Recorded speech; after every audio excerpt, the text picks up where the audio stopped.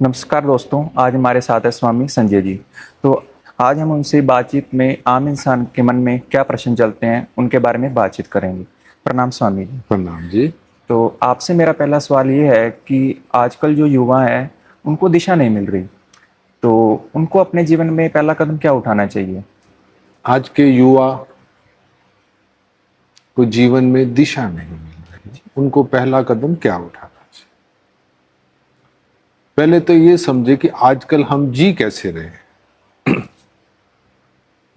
हमारा सारा जीवन, चाहे युवा हो, इन्फ्लुएंस से है। कोई ना कोई बाहर का इन्फ्लुएंस आपको संचालित कर रहा है। जी स्वामी। कोई व्यक्ति निजता से नहीं जीता। आप देखो, किसी समय एमबीए का बहुत बच्चों में वो था, एमबीए करना है। किसी समय एमबीबीएस का था, किसी समय इंजीनियरिंग करना बहुत बड़ा माना जाता था, राइट।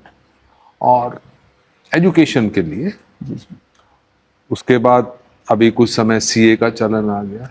एक प्रभाव चलता है एजुकेशन का भी, बाजार क्या कह रहे हैं, उस एंगल से लोग उस तरफ कन्वर्ट होने लगते हैं। अब ये तो एक तो बाजार तय करे। मनुष्य कोई मशीन नहीं है, वस्तु नहीं है जिसे बाजार तय करे। मनुष्य के भीतर अंतस भी है, उसकी अपनी निजता भी है, उसके अपने भीतर निजी प्रतिभा भी है। तो जो सबको सफल होना या एक तरफ होना सिखाया जाता है। मैं अभी देख रहा था कि आईएएस आईपीएस यहाँ कोई बच्चों का प्रोग्राम हुआ, तो उन सब से बच्चों से पूछा गया क्या बनना चाहते हो। सब बच्चों में आईएएस और आईपीएस। अब आप देखो कितने बच्चे आईएएस और आईपीएस बन सकते हैं, हजारों में, या बहुत मिनिमम रिजल्ट है। बाकी बच्चे क्या होंगे, डिप्रेशन में जाएंगे, तैयारी करेंगे, और फिर जब नहीं होगा सोचेंगे जीवन खराब। तो हमने उसको इतना ज्यादा स्टैंडर्डाइज, उसको इतना ज्यादा इंपॉर्टेंस दे दिया आईएएस और आईपीएस को। हर बच्चे के मन में यही महत्वाकांक्षा है। तो ये जो महत्वाकांक्षा से प्रेरित जीवन है, ये हमेशा ऐसा इन्फ्लुएंस से ही होगा। एक दूसरे तरह का भी जीवन है जो भीतर से संचालित है। तो आपका प्रश्न है कि कहां से शुरुआत करें। जी। किसी को भी अगर बाहर विजय करनी है, बाहर कुछ निर्माण दिशा करनी है, सबसे पहले भीतर उसको जाना चाहिए। उसको देखना चाहिए कि मेरा भीतर का स्वभाव क्या है, मैं क्या करने आया हूं, मेरा किस चीज में रस है।